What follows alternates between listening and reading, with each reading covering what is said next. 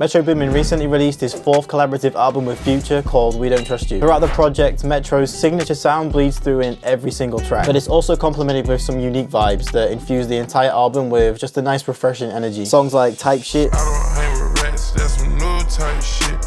And GTA, I got shooters.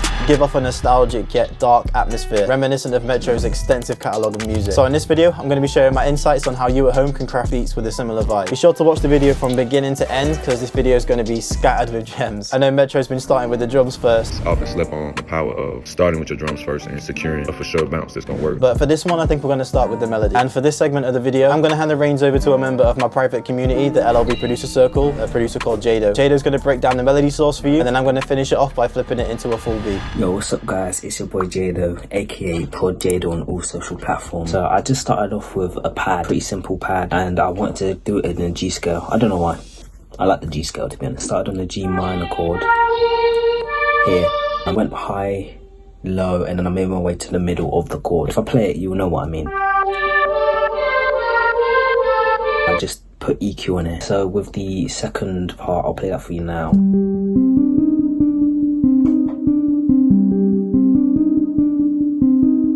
And then on the second part, I put the whole thing on octavier as well. I just put a bit of delay on this, and then I put a little bit of reverb on that as well. So that's basically the main bit, and then I added my vocals in this as well.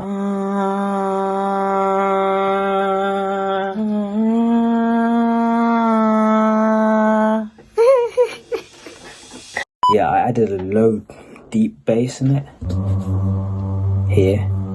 And then I've got a high bit here that just is like pan to each ear. I put a lot of reverb on this one. Took out a lot of the EQs because I didn't want it to be too high or too low. And also a bit of pancake to, you know, pan out. I also pitched my vocals up an octave.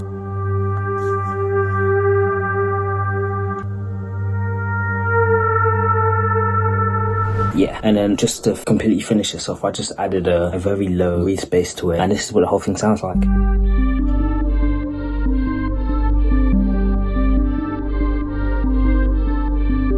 And that's it. I know LLB will do his thing with it, so on to you now. Big shout out to Jado for cooking up that crazy loop. Now let's dive into some techniques on how you can transform a melody like this into something tailor-made for a Metro Boomin project. First off, I separated the stems from that loop just so I've got more control over each element. I bumped up the tempo from 142 to 145 BPM, shifted the pitch from G minor to C minor, and then just applied some effects like halftime, some EQ adjustments, and a little bit of RC20.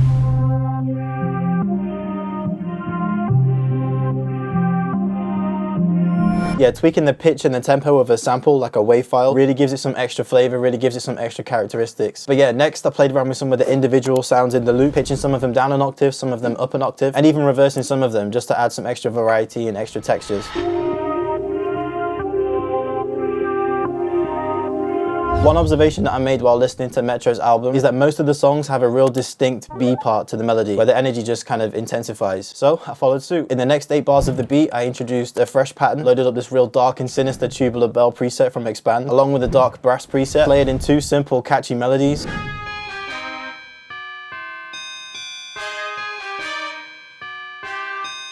Right now they sound kind of flat and boring, so to liven up these sounds, I added some simple effects. For the tubular bell, I added halftime, delay, and pancake, just giving it a bit more movement and depth. And for the brass section, I enhanced it with some halftime, reverb, fresh air, and some small EQ adjustments.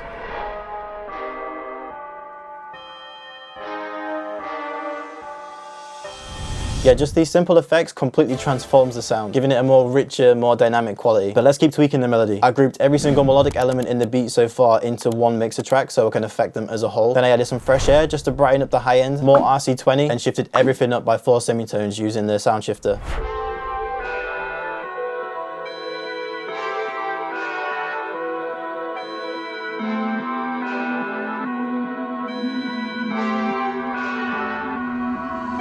And that was basically the whole melody. Now we can move on to the drums and the 808. At first glance, Metro's drum production can seem kind of simple. You know, just add some 2-step hi-hats, a simple snare, 808, open hats, and that's pretty much job done. Well, sort of. There's a little bit more work that goes into it than meets the eye. Because while Metro's drum patterns seem fairly simple to replicate, there's a bunch of subtle nuances that you might overlook if you're not paying close attention. So let's delve into some of those details. To start things off, I introduced a simple clap and layered it with 3 snares to complement it.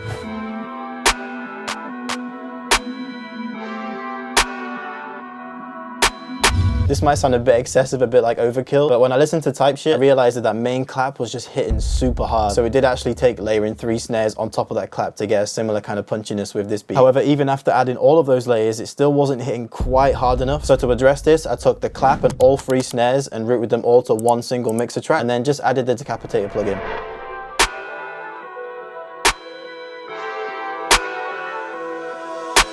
One final detail that I picked up from listening to Metro's album is his knack for adding real subtle swing to elements in the drums, especially with the main percussion like the snares, open hats, hi-hats. So I made sure to incorporate it into this beat. For the clap and snare layers, I went into the wrench page for each sound and adjusted the shift knob by 17%. For those of you that don't know, this shift knob essentially just offsets the sound. Let me just demonstrate.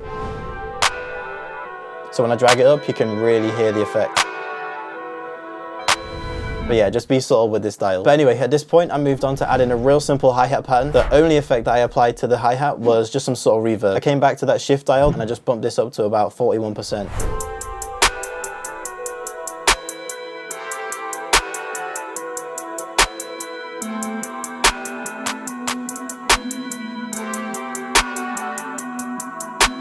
And by the way, if you're curious about the drum samples that I'm using in this beat, they're all from one of my biggest bundles, the Zenith multi-kit. Yeah, it's a massive bundle featuring over 8 premium kits, packed with drums, guitar starters, flute phrases, Portal presets, and a whole bunch more. You can find a link to grab the kit in the description below if you're interested. Next up was my favorite part, the 808. I just took a beefed up Spins 808 from the Zenith kit and clicked in this real simple catchy pattern.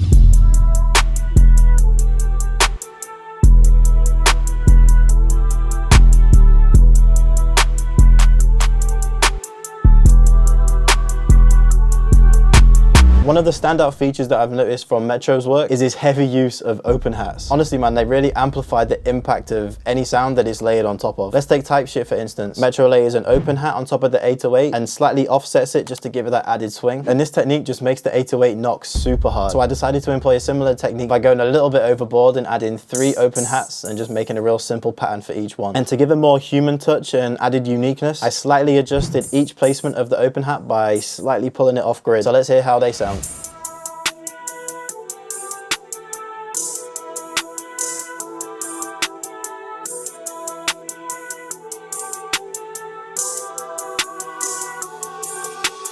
To add the finishing touch, I decided to sprinkle in some percussion. I brought in a handful of perks from the Zenith multi-kit, clicked in some simple patterns, and let's see how they contribute to the overall sound.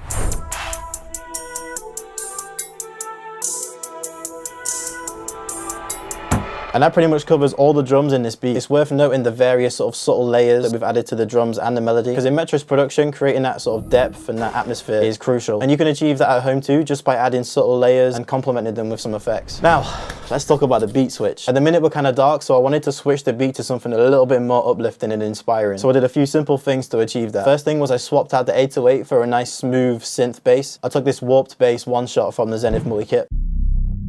Next, I found this smooth key preset from Analog Lab and just punched in a real clean, repetitive, catchy melody, also adding halftime and a little bit of EQ. Additionally, I found this really cool arpeggiated preset from Analog Lab. Took that and just laid on some chords, adding some pancake and again just some small EQ adjustments. Both of those melodies were kind of high, so I took them, printed them, and just pitched them down an entire octave.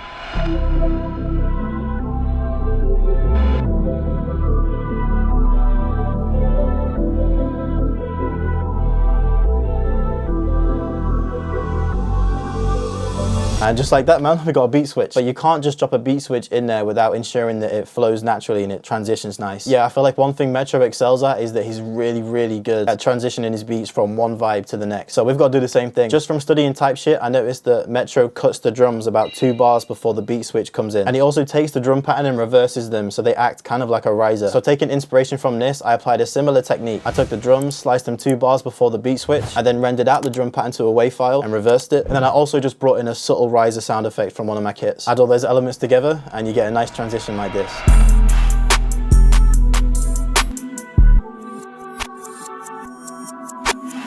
Now that's a cool beat switch, but for this beat, I do want the beat to kind of switch back to the primary beat. So I could be lazy and take what we've just done, copy and paste it across so that we can transition back to the primary beat. However, we're going for that signature Metro vibe, and Metro's not one to take the easy route. So instead of the straightforward copy and paste approach, I'm going to try something different. We're going to use a full 8 bars to transition back to the primary beat. So here's how I did it. I took the 808 pattern, printed it, and reversed it. Then I took the main melody, did the same thing, reversed it. I also took that reverse drum pattern that we made earlier, brought that across, and then I also pulled across that riser sound effect from earlier as well. All of that put together sounds like this.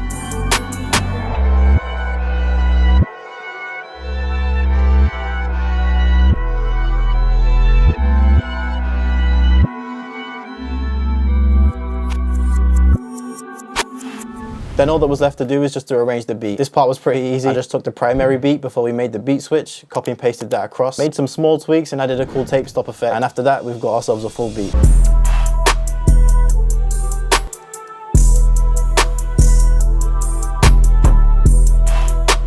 Yeah, so those perks give it some nice high end. B part.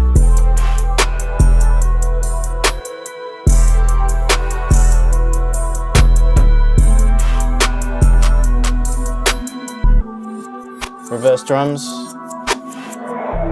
bass comes in, along with those extra elements in the melody.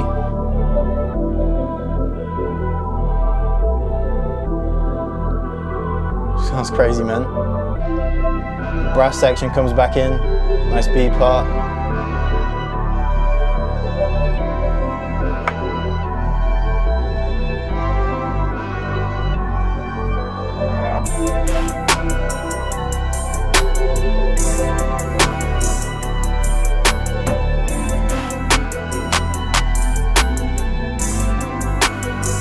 Then we're back.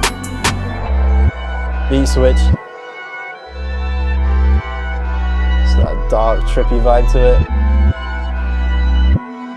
Then we bring it back to the main drums.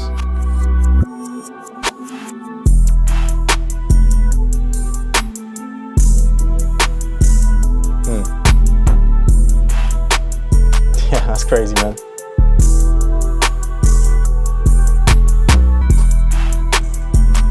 Yeah, we've got this cool little tape stop effect right here.